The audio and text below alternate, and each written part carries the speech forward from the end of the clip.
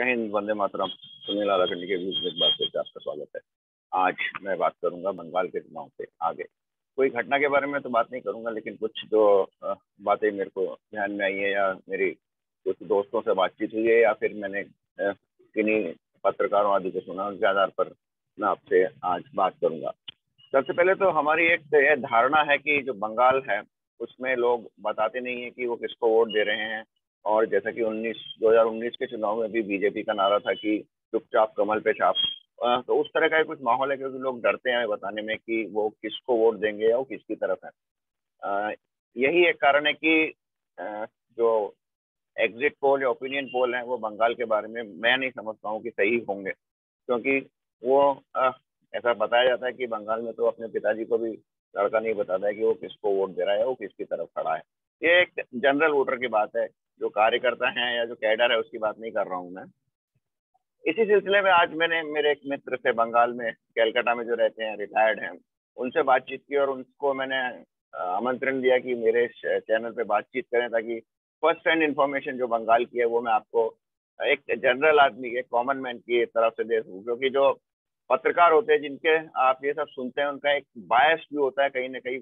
क्योंकि मेरा ये मानना है कि कोई भी आदमी न्यूट्रल नहीं होता है, उसका कुछ ना कुछ बायस तो जरूर होता है। तो मैंने उससे बात करने की कोशिश की, तो उन्होंने मुझे साफ साफ मना कर दिया। उन्होंने कहा कि तुमको तो मालूम ही है माहौल कैसा है, और ऑन रिकॉर्ड में कुछ बात नहीं कर सकता जो कि पब्लिक में जाए। हालांकि उन्होंने व्हाट्सएप में, प्राइवेट व्हाट्सएप ग्रुप में जरूर ये कहा कि उनके क्षेत्र में तो बीजेपी हार रही है, तो शायद यही एक कारण है कि वो बात नहीं करना चाहते ओपनली।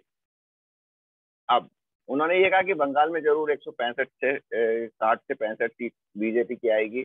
उन्होंने ये भी कहा कि पिछले 10 सालों में, या फिर ये कहा कि पिछले 35 साल के वाम दलों के शासन में और 10 सालों के तृणमूल के शासन में बंगाल में विकास नाम की कोई चीज हुई नहीं। उन्होंने मुझे एक गिनवाया कि दामोदर वैली एक प्रोजेक्ट था, उसकी भी जिस हाइड्रो इलेक्ट्रिक का बहुत बड़ा प्रोजेक्ट था, जल विद्युत का, वो भी अब जीर्ण शीर्ण अवस्था में, उसकी मेंटेनेंस में भी काफी कठिनाइयां आ रही हैं। तो इस तरह कुछ विकास के नाम पे कुछ हुआ ही नहीं, कोई कुछ परियोजनाएं नहीं आई, कुछ इंडस्ट्री नहीं आई। यहाँ तक कि उन्होंने मुझे हिंद मोटर का नाम भी बताया कि जहाँ एम्बेसडर बना करती थी एक समय में, और भारत का एक तरह से ऑटोमोबाइल हब था उत्तरपाड़ा कैलकाटा के पास, वहां भी अब कुछ नहीं हो रहा है। तो कुल मिला के बंटा पिछले 50 सालों में उन्होंने प्रफुल्ल चंद्र सेन का नाम गिनाया, उनके बाद बंगाल का बंटाढार हो गया है। खैर, तो ये तो एक माहौल है। अब एक बात मैं और बताना चाहूंगा कि एक और जो आपने जो ममता बनर्जी के सलाहकार हैं, जो रणनीतिकार हैं, प्रशांत किशोर, उनके जो एक लीक हुई हुई क्लब हाउस की जो चार्ट थी, उसमें रवीश कुमार, एक जो पत्रकार है, उन्होंने ये कहते सुना गया था कि इतनी भयंकर आर्थिक मंदी और आर्थिक संकट के बावजूद भी नरेंद्र मोदी के प्रति कोई एंटी इनकम्बेंसी बंगाल में नहीं है। तो इस पे जब एक किसी पत्रकार को बताया गया कि उन्होंने ऐसा कहा, तो उन्होंने कहा कि रवीश कुमार तो कुछ भी कह सकते हैं, वो तो ये भी कह सकते हैं कि चांद पर जो हमने एक गाड़ी भेजी थी वो गाड़ी फेल हो गई, उसकी इतनी खतरनाक फेलियर की एंटी इनकम्बेंसी मोदी की है, और उसके बावजूद भी मोदी पॉपुलर है बंगाल में। तो वो तो कुछ भी कह सकते हैं। तो इतना बड़ा कटाक्ष मैंने शायद रवीश कुमार के बारे में अभी तक नहीं सुना था। हालांकि उन्होंने ये भी कहा कि रवीश कुमार एक बहुत ऊंचे दर्जे के पत्रकार हैं, अपने आप को बड़ा पत्रकार मानते हैं, और उनको शायद ये भूल गए हैं कि ये इलेक्शन राज्य का हो रहा है, बंगाल राज्य का हो रहा है, ना कि राष्ट्र का हो रहा है, जहाँ आर्थिक स्थिति राष्ट्र की वो एक सवाल में आए। तो एक तो बात उन्होंने बहुत इंटरेस्टिंग कही। दूसरी बात, जब उनसे पूछा गया कि क्या बंगाल में चुनाव रिजल्ट निकलने के बाद क्या हिंसा होगी अगर बीजेपी जीत गई, तो क्योंकि जो ममता बनर्जी के जो कैडर है वो जनरली हिंसा के नाम पे जाना जाता है, और जब उनको पता चलेगा कि वो हार गए तो वो हिंसा पे उतर आएंगे। इस पर उन पत्रकार ने, जो महाराष्ट्र के मराठी के एक बहुत ही प्रमुख पत्रकार है, उन्होंने कहा कि नहीं, ऐसा नहीं होगा। कहते मुझे तो ये डर है कि जो ममता के गुंडे हैं, उन्होंने गंदे शब्द किया, मैं उनके काडर कहूंगा, उन वो लोग कैसे बचेंगे जब एक आम आदमी को जो अब तक दबा हुआ बैठा है, और जब उसको पता चलेगा कि हम जीत रहे हैं, अब इनको बचाने वाला कोई नहीं है, तो उनकी जो पिटाई होगी उससे वो कैसे बचेंगे। तो उन्होंने कहा कि मुझे चिंता उनकी है जनरल आदमी की नहीं है। और उन्होंने इसके इसी कंटिन्यूएशन में बताया कि आपने त्रिपुरा में देखा होगा कि चुनाव संपन्न हुए थे, बीजेपी वहां पे जीती थी, सीपीएम की हार हो गई थी और सरकार भी नहीं बनी थी, इससे पहले ही वहां पे लोग सड़क पे निकल आए और उन्होंने लेनिन की प्रतिमा को चौराहे से गिरा दिया और काफी भय का माहौल पैदा कर दिया। तो ये एक उनकी विशेष टिप्पणी थी। और एक और इंटरेस्टिंग बात उन्होंने कही कि इस चुनाव का महाराष्ट्र के, क्योंकि वो महाराष्ट्र के है, तो जो पत्रकार सवाल पूछने वाला था उन्होंने उनसे पूछा था कि महाराष्ट्र में इस, अगर बंगाल में बीजेपी स्वीप करती है या फिर ये कहे कि उनको अच्छा खासा बहुमत मिल जाता है, तो उससे महाराष्ट्र सरकार पर क्या असर होगा। वैसे सवाल मुझे भी एक अनकनेक्टेड लगा, क्योंकि बंगाल की राजनीति का महाराष्ट्र पे फर्क पड़े ये कुछ समझ में आने वाली बात नहीं थी। लेकिन उन्होंने कहा कि इस पे महाराष्ट्र का की सरकार पर काफी असर पड़ेगा, क्योंकि इस जो बंगाल में बीजेपी की जीत है उससे एक मैसेज आएगा कि बीजेपी अब और बढ़ रही है। और अगर किसी हालत, खुदा ना खास्ता कभी अगर महाराष्ट्र में इमीडिएटली चुनाव हुआ और किसी तरह ये सरकार गिर गई, तो मध्यावधि चुनाव होंगे।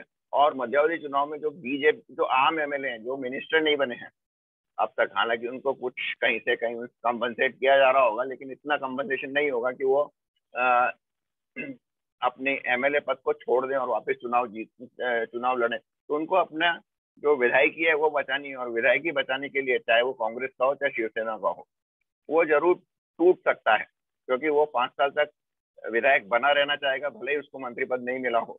और कुछ हो सकता है वो बीजेपी से बार्गेनिंग करने में भी सफल हो जाए। तो ये एक बहुत फिनोमिनल एक इफेक्ट होगा होगा जो महाराष्ट्र सरकार पर होगा, और इसके चलते शायद हो सकता है महाराष्ट्र सरकार गिर जाए। हालांकि बीजेपी किसी एमएलए को अपने साथ लेगी या किन शर्तों पे लेगी है वो आएगी, ये बाद में एक्चुअल कब होगा तो देखा देखा जाएगा। पर अगर बंगाल में जीतती है तो महाराष्ट्र की वर्तमान जो त्रिशंकु सरकार है, जो सॉरी त्रिदलीय सरकार है महाराष्ट्र विकास अघाड़ी की, वो निश्चित रूप से संकट में आ जाएगी, क्योंकि वर्तमान में अभी भी वो बहुत संकट में है। इस तरह से चाणक्य कहे जाने वाले शरद पवार इसको बचा के ले आते हैं, ये एक देखने वाली बात है। इसी तरह मैं शायद ये भी पता करने की कोशिश करूंगा किसी और, मैं जयपुर स्थित मेरे साथियों से, कि बंगाल की जीत का राजस्थान पे क्या असर होगा। क्योंकि ये तो निश्चित है कि बंगाल में हिंदू बैकलैश होगा और हिंदू जो वोट हैं वही डिसाइड करेंगे कि कौन जीतेगा, तो इसका देशव्यापी असर होगा। हालांकि छुटपुट सफलता तमिलनाडु और केरला में भी बीजेपी को मिलेगी। केरला में वैसे कहते हैं कि बीजेपी का सिलेक्शन जो था कैंडिडेट का वो बहुत ही स्ट्रांग था, और वहां पर कुछ आश्चर्यजनक रिजल्ट आ सकते हैं। हालांकि मेरे एक मित्र है जो वहाँ केरला में रहते हैं, दो दो मित्र हैं, दोनों ने ये कहा कि बीजेपी अपनी वोट परसेंटेज तो बढ़ाएगी, लेकिन सीट में उनके कोई खास इजाफा नहीं होगा या उनको खास सीटें नहीं मिल पाएंगी। क्योंकि सीटें जनरली मिलती है जब आपका एक एम्पेरिकल फार्मूला है कि 22% वोट प्रतिशत से ज्यादा अगर सीट आपका वोट प्रतिशत है तो आपको कुछ सीटें मिलना शुरू होती है। तो कहाँ तक केरला के वोटर ने, क्योंकि वहां पर दो इशू थे, एक तो ये था कि क्रिश्चियन लोग भी वहां पर आईसिस से डरे हुए हैं, और एक कोई समझौता क्रिश्चियन के 2 गुटों में अमित शाह ने वहां करवाया था। तो एक तरह से कुछ परसेंटेज ऑफ क्रिश्चियंस का, ईसाइयों का झुकाव बीजेपी की तरफ बढ़ा है। और जो सबरीमला इशू है, सबरीमला मंदिर का इशू था, उससे कितना हिंदू वोट खिंचकर भाजपा की तरफ आता है ये देखना होगा, ये 2 तारीख को ही पता चलेगा। हाँ, केरला और तमिलनाडु का जो एग्जिट पोल आएगा या पांडिचेरी का भी आएगा, वो काफी कुछ आपको सूचना दे देगा कि वहाँ किस तरह का चुनाव परिणाम आने वाला है। बंगाल का घुगली होगा, आपको समझ में नहीं आएगा ये ऑफ स्पिन है या लेग स्पिन है, और जो चुनाव पोल करने वाले हैं वो भ्रमित रहेंगे और वो कुछ बता नहीं पाएंगे। तो आज आपके लिए इतना ही। मुझे आशा है आपको ये बात अच्छी लगी होगी, पसंद आई होगी, तो इसको लाइक करें, शेयर करें और मेरे चैनल को सब्सक्राइब करें। बहुत बहुत धन्यवाद। एक और वीडियो के साथ मैं शायद आपसे शाम को मुखातिब होऊंगा। धन्यवाद।